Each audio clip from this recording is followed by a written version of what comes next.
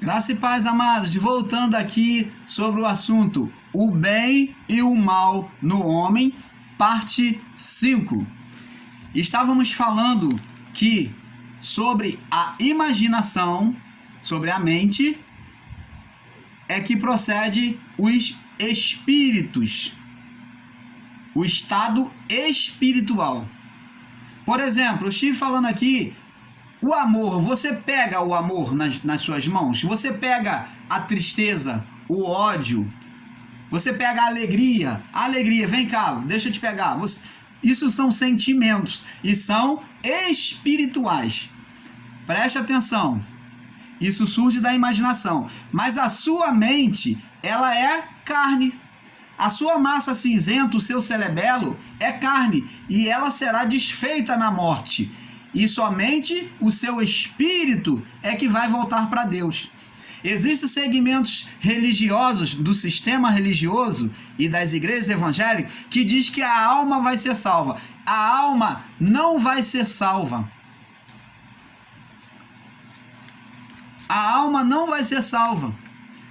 Porque a alma que ela vai para a sepultura, porque ela é carne. Ela é carne. Agora, os sentimentos da alma, né, é que são espírito. E quando nós descemos à sepultura, o cerebelo ele vai se desfazer em pó, que é a alma que está ligada à carne. E o espírito humano, a vida humana que há neste corpo, volta para Deus. Então, amados, começamos a entender que assim como Deus, após o homem ter sido criado imagem e semelhança de Deus, como que o homem foi criado imagem e semelhança de Deus? Como que o homem foi criado imagem e semelhança de Deus? Deus possuiu um corpo físico. Deus possuiu um corpo físico. Possuiu. Tanto que ele fez seu filho. Seu filho aqui foi carne. Possuiu corpo, cabeça, tronco e membro. Jesus. Chamou-se Jesus. Deus possuiu um espírito em Cristo? Possuiu. Chamado Espírito Santo. Então, preste atenção. Da mesma forma que Deus, nós somos. E temos o mesmo entendimento que Deus. Só que talvez não tamanho como Deus. Não em plenitude, mas temos uma compreensão divina, porque não temos em plenitude, porque estamos presos a esta carne. E a carne faz com que nós sejamos decadentes. Não venhamos enxergar. Quer um exemplo? Você já foi do sistema religioso, né, meu amado? Quantos anos nós passamos sendo enganados, acreditando que estávamos certos? E hoje nós, sendo iluminados, nós ficamos maravilhados de termos os nossos olhos aclareados e vermos coisas que nós nunca vimos. Por que não enxergávamos? Porque a nossa carne tendenciosa ao mal nos puxava para a mentira. Nos tirava da luz, nos tirava essa luz de Deus. Então a carne, ela que faz isso, ela é que não permite que a plenitude de Deus, do Espírito de Deus, brilhe em nós. A carne faz com que essa luz de Deus, essa iluminação, torne-se decadente, se nós não lutarmos contra isso. Como? Por meio do conhecimento da palavra. E conhecereis a verdade, e a verdade vos libertará. Quando você conhece a verdade, você é liberto do engano. O sistema usa essa palavra para falar de libertação de demônios espirituais deles lá. Mas a interpretação da palavra é que a libertação que Jesus veio oferecer àquele povo naquela época era a libertação do ensino religioso enganoso que os fariseus, os saduceus e os escribas e os sacerdotes, muitos deles estavam ensinando o povo errado. Por isso ele disse: conhecereis a verdade e a verdade vos libertará. Ele estava trazendo agora a verdade para aqueles que estavam vivendo no ensino enganoso. Vamos prosseguir. Sabemos que a mente humana é má continuamente, né? Nós paramos aqui. Gênesis 8, 21. Que Deus ele veio e falou assim para Noé. Viu e sentiu o Senhor o suave cheiro, e o Senhor disse em seu coração: não tornarei mais a amaldiçoar a terra por causa do homem, porque a imaginação do coração do homem é má desde a sua meninice, e nem tornarei mais a ferir a todo homem vivente como fiz. Então, como promessa dessa palavra, Deus assina com Noé e aquela geração da sua família, aquele povo. Então Deus assume um compromisso com eles e bota como sinal dessa aliança, Deus criou o arco-íris. Se você não sabe, o arco-íris é o sinal da aliança de Deus, da promessa de Deus de que nunca mais o mundo seria tomado por águas, tá? Haveria dilúvio sobre a terra. E eu pergunto a você, desde a criação, desde depois de Noé até hoje, houve dilúvio? Não. Deus anda nos seus próprios caminhos. Deus é fiel para cumprir a sua palavra. E ele até hoje nunca mais permitiu o dilúvio. Você vai ver enxurrada por aí, enchente em lugar que tem um montão de lixo, aonde pessoas ou empresas fizeram obras que impeçam a passagem da água e vai gerar inundações, chuvas tremendas, porque isso é efeito da própria natureza. Por exemplo, o homem com efeito estufa, muitos gases, muitos poluentes, muita corta de árvores, é claro que vai mexer com a natureza não vai respirar e vai haver chuvas descontroladas em determinados pontos. Isso é Deus que está fazendo? Não. Isso é o próprio curso da natureza. Então não podemos atribuir a Deus uma coisa que é curso da natureza, que choveu, tem que chover, e às vezes a chuva vem demasiada. Por quê? Porque houve um descontrole na natureza, de desequilibrar a natureza. Se você cortar todas as árvores na Amazônia, por exemplo, nós vamos ter uma catástrofe tremenda aqui no nosso país, no Brasil. Por quê? Porque vai se tornar um país muito quente, insuportável, porque a nossa temperatura aqui é muito alta. Eu, por exemplo, toda vez que gravo o vídeo, você me vê passando a mãozinha assim, ó, fazendo assim e tirando o suor da testa aqui do bigode, daqui da barba. Por quê? Porque eu transpiro. Porque eu vivo no Rio de Janeiro, o Rio de Janeiro é quente. Então, amados, temos que compreender. Deus, ele deixa a natureza seguir o seu curso. Agora, existe caso em que Deus, ele age, quando ele tem inimizade contra alguém, está demasiadamente sendo má, e ele vem punir. Ele já fez no passado. Ele já criou situações como no dilúvio, como no livro de Samuel, você vê várias situações, na história do Êxodo, da saída do povo de Israel do Egito. Deus matou o primogênito, então, e Deus criou praga de rãs. Então, ali foi a mão de Deus, não foi descontrole da natureza. Então, existem casos em que o próprio Deus age, e Deus agiu, como age hoje. Mas até agora, isso daí, por exemplo, a nossa pandemia, eu não considero a mão de Deus agindo, criando castigo, como muitos do sistema religioso estão dizendo que é a mão de Deus punindo. Não, isso daí são guerras humanas, biológicas, que vêm afetar o homem, mas que Deus permite, porque o homem está se autodestruindo, e Deus não tem nada a ver com isso. Isso é uma guerra biológica, guerra de poder. Como você viu a proposta que Satanás fez para Jesus no deserto, tudo isso daria se prostrado e me adorar. O homem quer dominar cada vez mais o outro homem. É guerra de poder.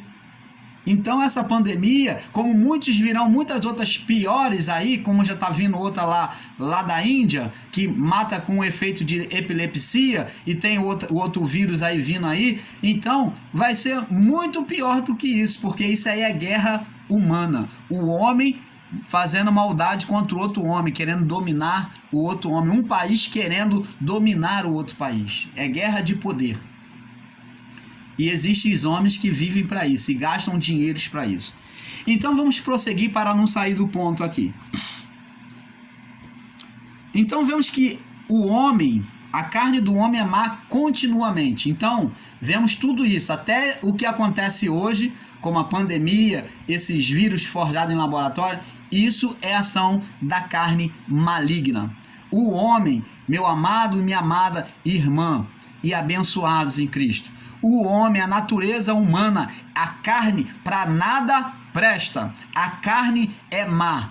Olha, o seu filho pode ser o melhor filho, mas se não vigiar, se a carne dele for tendenciosa ao mal, ele vira de uma hora para o outro.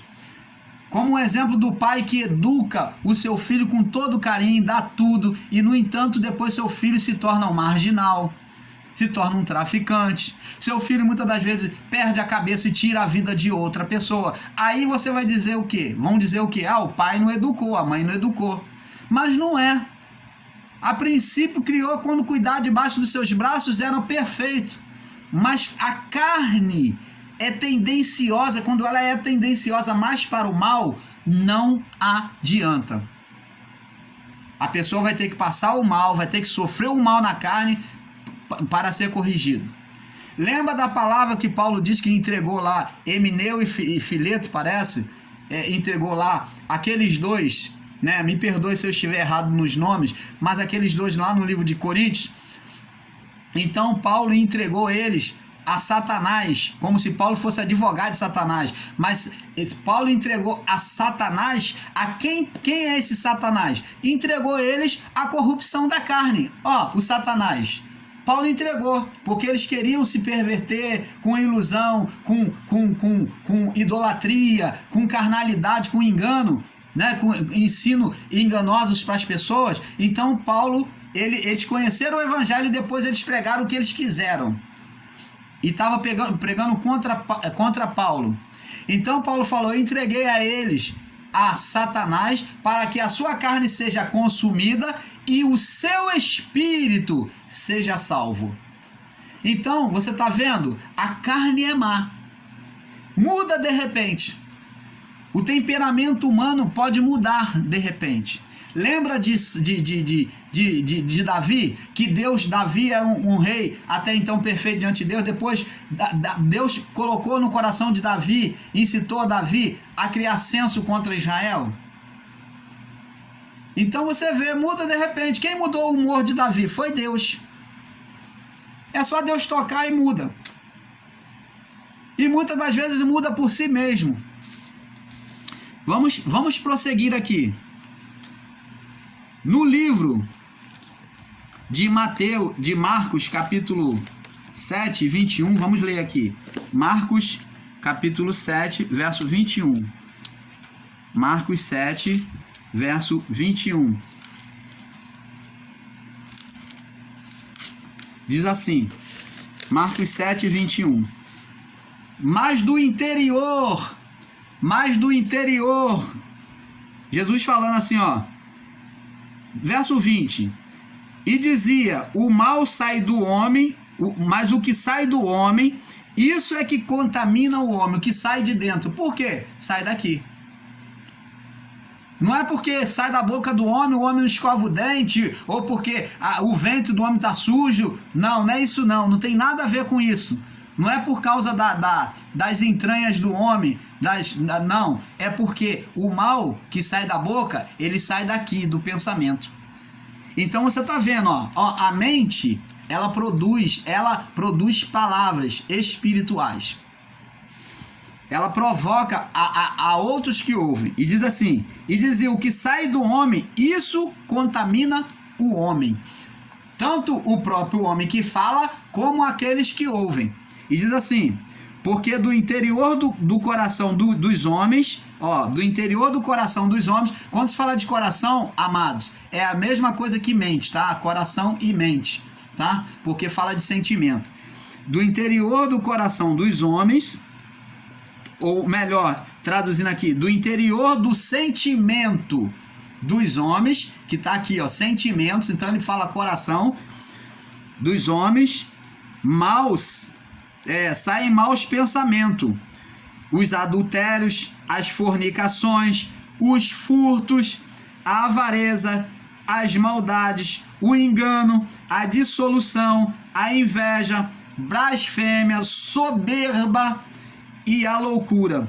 Todos esses males procedem de dentro e contamina o homem. Então, amados, você aí que é do sistema religioso, você entende agora que não sai nada de espírito imundo, de demônios, de ser de cauda. Então, da onde é que sai isso? Essa maldade toda, avareza, maldade, engano, dissolução, blasfêmia, tudo isso é do próprio coração humano, da própria mente humana. Então não existe um ser que coloca, mas pelo contrário, sai do sentimento humano, se torna espiritual, que se torna primeiro espiritual aqui na mente, o homem provoca e produz sobre outro homem ou sobre si mesmo. Se você tá lá, cultua lá a entidade, pega um boneco lá, como eles pegam lá o boneco de gesso, pintado, e diz que é o tranca-rua, e você cultua o tranca-rua e bate palma, e fuma charuto, e canta espão de macumba, você está produzindo, confessando que você acredita num tranca-rua, e você está gerando um espírito, aqui primeiro, e esse espírito que é gerado aqui, ele pode também saltar sobre outras vidas, quando concordam e entram no mesmo espírito. Nós vamos falar sobre isso mais adiante. Vamos prosseguir. Então, tá vendo aqui? O mal surge de dentro do próprio homem. O bem e o mal está no homem. Gênesis 6:3, né? Nós já lemos. Vamos voltar aqui. Gênesis 3:6. Gênesis 3:6. E diz aqui. Gênesis 6:3, né? Diz aqui: e disse o Senhor: não contenderá o meu espírito para sempre com o homem, porque ele também é carne. Então o problema aqui não era um ser que estava provocando essa situação. Você vê que agora a briga de Deus, a rigidez de Deus aqui nas suas palavras, ele diz assim: não contenderá, minha luta não é contra o Lúcifer, contra os anjos, não, a minha luta é contra a carne do homem. Não contenderá, não lutará o meu espírito para sempre com o homem, porque também ele é carne, porém os seus dias serão 120 anos. Você está entendendo, amados? Abençoados em Cristo. Então, nós já falamos que o homem foi olhado como árvore pela primeira vez no Éden. A partir dali que ele faz folha de figueira. Então, a religião de Israel representa a figueira, que é a tapagem imperfeita da nudez do homem. É isso que a religião faz.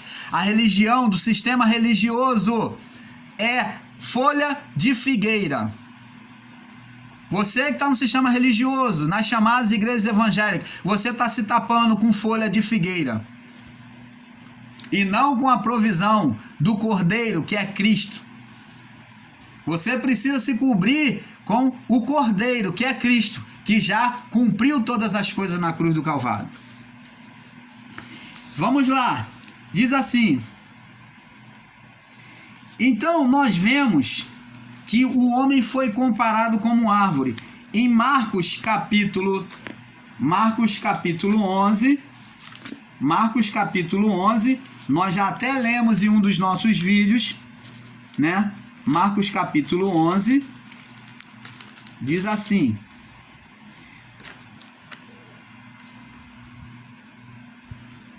capítulo 11, do verso 10 em diante, diz assim, é Marcos? Não, é Mateus 21. Mateus 21. Vamos ler aqui. Mateus 21. Eu escrevi errado aqui. Mateus 21. Diz aqui. Mateus 21, do 18 ao 22. Diz aqui. Do verso 18 ao 22. Diz aqui. E de manhã, voltando-se da cidade, teve fome. Jesus, voltando da cidade, teve fome. E avistando uma figueira perto do caminho, dirigiu-se a ela e não achou nela senão somente folhas. Ó, tá falando de folha da figueira, daquilo que o homem se cobriu lá no Éden. E ele disse: nunca mais nasça fruto de ti para sempre. E a figueira secou-se imediatamente. E quem é essa figueira aqui representada? Representa a religião, a fé do povo hebreu, que tinha que estar produzindo fruto, uma fé em Deus, e eles não reconheceram nem sequer o Messias. Então foram amaldiçoados, foram rejeitados por Deus, né? Porque Deus teve que fazer a reparação da lei por meio de Cristo, e muitos deles até hoje não reconhecem Jesus como, não reconheceu e não reconhece Jesus como Messias, o Filho de Deus que havia vindo até eles. Então, essa figueira representa o povo de Israel, a religião de Israel. Agora vamos falar aqui em Marcos, vamos agora para Marcos. Marcos capítulo 8, Marcos capítulo 8, nós já falamos em um dos vídeos, vamos aqui, do 22 ao 26, diz aqui: e chegou-se a Betsaida e trouxeram-lhe um cego, e rogaram-lhe que lhe tocasse. E tomando o cego pela mão, levou-o para fora da aldeia. E cuspindo nos olhos, impondo as mãos, perguntou-lhe: vê alguma coisa? E levantando-se ele os olhos, disse: vejo os homens, pois os vejo como árvore que andam. Por que que ele viu os homens como árvore? Você está entendendo agora? Preste atenção. Ver os homens como árvore significa o ministério da lei, a religião do povo israelita, do povo hebreu. Uma fé imperfeita. Uma fé imperfeita. Você vê que a fé ali foi manifesta de uma forma imperfeita. É uma obra imperfeita. É uma obra imperfeita, aonde não se concluiu, ele viu com deformações. Assim é que o ministério da lei foi estabelecido pelos anjos. Imperfeito. Por que que imperfeito? Porque os anjos não sabiam fazer nada? Porque Deus errou então em colocar os anjos que não sabiam fazer nada? Houve um erro da parte de Deus? Não.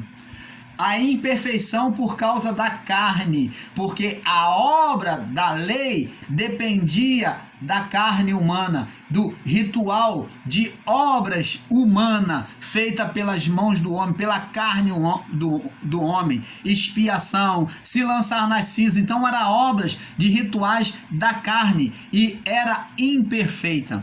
Por isso esse homem viu no ministério, ele viu ali, demonstra o ministério da lei sendo manifesto. Aí agora Cristo vem de novo e diz a ele: levantou-se, e no verso 25 diz assim: depois disso tornou por as mãos nos olhos, ó, e o fez olhar para cima. Olhar para cima. O que significa olhar para cima?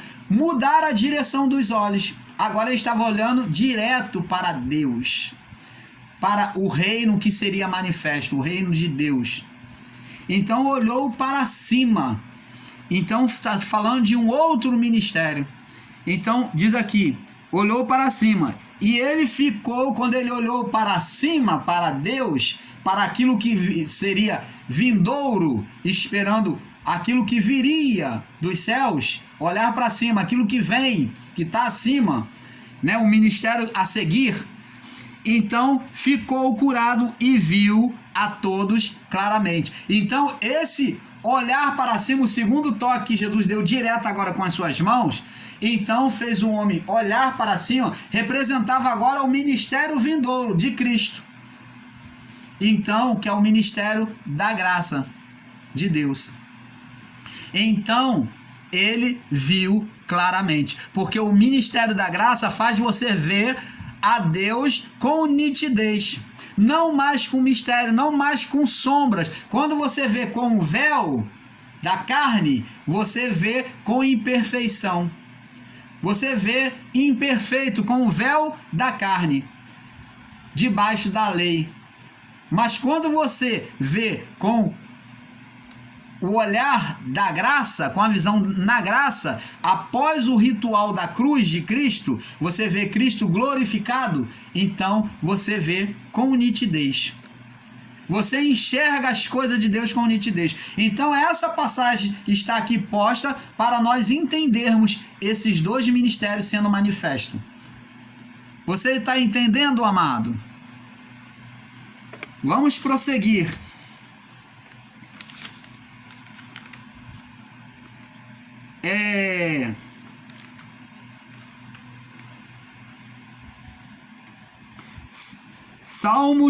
Salmos capítulo 1, no verso 3. Vamos lá, Salmos 1, versos 3. Aonde os homens são vistos como árvores também. Vamos lá, livro de Salmos, capítulo 1, verso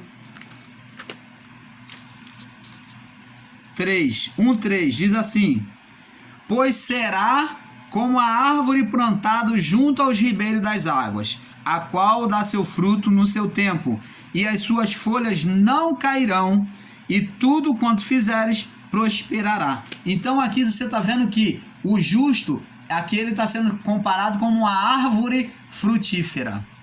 Você está vendo aqui? Então tudo tinha representação no reino de Deus, na glória de Deus. Vamos prosseguir.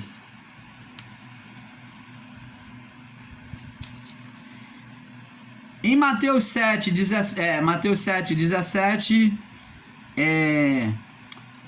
em Gálatas, vamos ler Gálatas 5:17. Gálatas 5:17. Vamos lá. Gálatas 5:17. Gálatas 5:17. Vamos ler aqui. Livro de Gálatas 5, verso 17. Diz assim, para nós irmos para o próximo vídeo. 5:17 diz assim. Vamos ler do 16 em diante para melhor compreensão. Do 16 em diante para melhor compreensão. Diz assim: digo, porém, Paulo falando aos Gálatas, andai em espírito e não cumprireis a concupiscência. O que é concupiscência? Vontade carnal. Não cumprireis a vontade da carne, ou satisfação, tá? Porque a carne, verso 17, cobiça, luta contra o espírito. Quem é que luta contra o espírito? É o tranca-rua, o Exu, a pombagira, que faz a pessoa pecar? Não. Quem é que luta contra o espírito? A vontade carnal. Porque a carne luta contra o espírito. Espírito de Deus, é a vontade de Deus, tá? Tá com letra maiúscula. E o espírito, a vontade de Deus, o espírito de Deus luta contra a carne. Vai trabalhando a sua vida, a resistência da sua carne, até amortecer ela. E diz aqui, porque esses se opõem um ao outro para que não façais as coisas que quereis. Mas se sois guiados pelo Espírito, não estão debaixo da lei, da maldição. Quando se é guiado pelo Espírito, não existe condenação. Entendeu? Por isso que diz, nenhuma condenação há para os que estão em Cristo Jesus, que não andam segundo a carne, mas segundo a lei do Espírito. Então, amados, nós vamos ficando por aqui e vamos prosseguir no próximo vídeo, tá? Vamos então falar sobre o bem e o mal no homem, parte 5, tá bom? Vamos falar o bem e o mal no homem, parte 5, não é isso? Ou parte 6, né? Vamos falar o bem e o mal no homem, parte 6, tá bom? Fique na paz.